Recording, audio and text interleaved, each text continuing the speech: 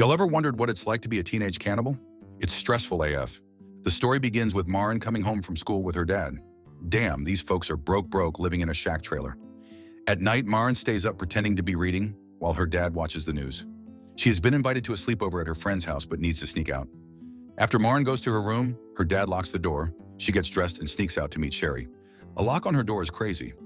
Minutes after reaching Sherry's home, Maren chats with her friend Kim, who asks about Maren's mom, but Sherry interrupts to paint Kim's nails. After Kim ignores her, Maren shares that she doesn't remember her mom and her dad hasn't told her anything. Maren then acts strangely, sniffing Kim like she's seasoned steak. After getting her nails painted by Sherry, Kim shows Maren her nails, disappointed that the polish is too bright. Maren puts Kim's finger in her mouth and chews it, and you can see the bone raw. Maren panics and dashes out to her house. Maren returns home with a bloodstain on her mouth, and the moment her dad sees her, he knows shit went down. Immediately, he tells her to get everything she needs so they can prepare to get the hell out before the pupa finds them. A month later in a new crusty house, Maren wakes up only to find that her dad is gone, and he left behind some cash, Maren's birth certificate, and a tape recording that contains how much he has tried but couldn't deal with what Maren is. Honestly, I don't know if I could deal with a child like that either. Upon realizing that she has been left by her dad, she crashes out. But when she pauses the tape, she leaves the house the following day and heads straight to the Greyhound station, then tries purchasing a one-way ticket to Columbus. But Miss Big Back gives her some resistance until she eventually agrees to sell a ticket for a Takis. A few hours later, she gets on the bus to Columbus and continues listening to the tape. Maren's dad explains how she also ate her sitter, Penny, which explains why he changed their names back then. That evening, after arriving at Columbus, she meets another eater like her, Sullivan. Scared, Maren asks Sullivan if he is waiting for a bus or something. But Sullivan sniffs and says he can tell she's just like him and has been waiting for her. He tells her to tag along, and though Maren's still scared, she follows him home. Girl, that man looks like a PDF file. There he tells her their kind are dangerous to non-eaters and that there are very few of them left. While Sullivan cooks dinner, Maren realizes that someone else lives in the house. So when she heads upstairs, she sees an old woman barely alive. Terrified, Maren thinks Sullivan attacked the old woman, but Sullivan argues that they are eaters and they need to control their appetite so they don't lose control. He says he found the woman in that state and adds that he doesn't kill. Hearing all this is a lot to take in for Maren, so she asks for some space to process everything. Sullivan offers her a room but assures her she will come around and join to feast on the woman when she's dead. The following morning, the old woman dies, and when Maren smells it, she finds Sullivan devouring the poor lady already. So she joins Sullivan without thinking twice. But then she realizes that white people don't season their human meat either. Once they're done, Maren finds out that Sullivan always keeps the hair of all his victims, braiding their hair. When asked about his first victim, Sullivan mentions that he ate his own granddad and his mother covered for him. Yeah, that is absolutely insane. He then assures Maren that she can stay with him for as long as she wants, but she isn't interested in bonding with a senior citizen. All she wants is to see her mother since she has never met her, and what she knows about her is her birthplace. The next morning, Maren sneaks out of the house to continue looking for her mother. But when she gets on the bus, she looks out the window and is shocked to see the pedo watching her. While on the bus, Maren continues listening to the tape recording about how she ate a boy who went missing one time at camp.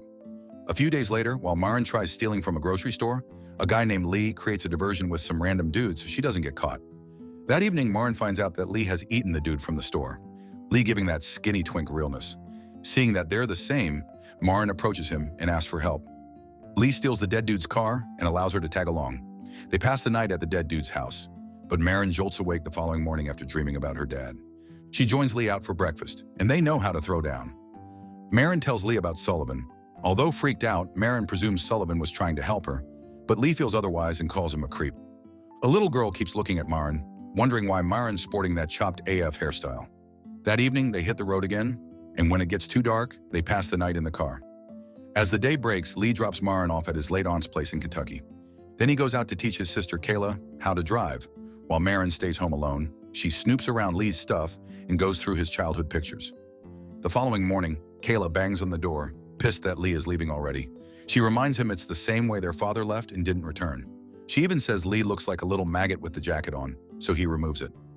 Lee tries to win her over, but even after promising to be back in 2 weeks, Kayla refuses to listen and walks away. After that, Lee tells Maren that they will leave to avoid drama from his mom when she shows up. That evening, they make a stop at the slaughterhouse where Lee used to work and proceed to sneak in. Maren asks if the place is without a guard, but Lee says the guard is deaf and probably won't notice them sneaking in. After breaking in, Lee steals some money and they sneak off to a spot to have a chat. While they talk, things start to get romantic between them. So when Lee promises to join Maren to look for her mother, Maren lets him kiss her. The following day, they resume their trip and cross paths with Jake and Bradley, two unsettling strangers who claim to be eaters as well. I can smell that man in his overalls through the screen. That evening, while they chat, Jake says he's experienced something called bones and all, which involves eating a person completely without leaving anything behind. I have another definition of bones and all, when I ate and hopped on a man's bone. But that story is for another time. Hearing about eating someone bones and all makes Maren feel uncomfortable, so she leaves the conversation midway through and remains in the car. At night, Lee waits for Jake and Bradley to fall asleep, before sneaking into the car. That scary man sees them and chases them as they drive away. They get to a place where a carnival is taking place. Meanwhile, Maren's hunger kicks in, so to find her food, Lee chats up a gay man who keeps staring at him. Lee uses his twink skills to seduce the man into meeting him after his shift. As planned, Ricky Martin Jr. meets up with him and Lee kisses him. The man is immediately lured into a cornfield where they make a corno. And as things are about to explode, Lee slits his throat. Then Maren joins Lee to feed on him. After having their fill, they leave the scene to spend the night in the victim's house, but they realize that the gay DL man has a wife and baby. A wave of guilt floods Maren, and they decide to abandon the man's vehicle and leave. Maren can't fathom how she's supposed to live like this for the next 50+ years, and Lee doesn't know what to say. A few days later, they get to Minnesota, where Maren meets Barbara Kearns and learns that she adopted her mother, Janelle. Maren tries to get more information about Janelle, but Barbara doesn't give her the full tea. Curious, Maren asks if Janelle has hurt anyone in a bid to find out about her, and this gets Barbara upset. She retorts angrily at Maren and eventually spills the beans about Janelle being in a state psychiatric hospital in a town called Fergus Falls. Without wasting time, she locates the place on the map and drives along with Lee to the hospital, where her mom has been receiving intense care over the years. There she meets a nurse who shows her where Janelle is. Janelle has no arms. Not being able to finger myself would kill me. Because of her medications, she is unable to speak. Nevertheless, the nurse hands over a letter that has been written over the years by Janelle, with the hope that Maren will find her. Maren finds out from the letter that Janelle has been a cannibal even before she met her dad, and the best way she had to show her love to her family was to ditch them because she believes that the world doesn't accept monsters. As Maren reads the letter, she moves close to her mom, hoping to find sympathy from her, but Janelle instantly attacks her. Thankfully, the nurse steps in between them and rescues her. Shocked but angry, Maren storms out to meet Lee and informs him with displeasure that her mother is just like them, or maybe worse. Pissed, Maren blames her mother for running away from her fear instead of staying by her and figuring things out. Lee tries to calm her down, but she goes even crazier when she remembers how Lee slit the gay guy's throat, a gay man's best asset. But considering what nature has made them to be, Lee feels she ought to have gotten used to it. Maren insists it's not the life she wants and that she is not ready to end up like her mom. After driving away for a while, Maren parks the car and returns the money they stole before running off. All the while, Lee sleeps and didn't know of her decision. When he wakes up, he discovers she's missing, so he starts looking for her. Later that afternoon, Maren runs into Sullivan, and it becomes clear that he has been tailing her ever since she met Lee. He tries to win her over, to get her to follow him, but she refuses, and this upsets him. Even Ray Charles can see that man's sussy. The old man loses it, cursing her not for the gas he spent trying to reach her, but for the fact that she rejected him even though they had dined together. Meanwhile, Lee has a nightmare about how he killed his father some years back. A few months later, Maren, who has moved on from her dad's tapes, comes back in town, and she comes across Kayla. After talking to Kayla for a bit, she learns where Lee stays and about how Lee's dad was a good-for-nothing father. Back then, Lee had retaliated after his dad hit him and Kayla. It must have been then Lee got rid of him and made it look like his father abandoned them. After meeting with Kayla, Maren locates Lee and runs to meet him. The two bond and they continue their adventure, heading west. They travel for about a month, and when it was time for them to ditch their heavily used truck, Maren tells him what she heard about his father from Kayla. Although reluctant, Lee opens up explaining everything and how he killed, then ate his daddy. Eating your daddy has a different meaning nowadays. He feels bad for what he did, but Maren consoles him and says she would have done the same.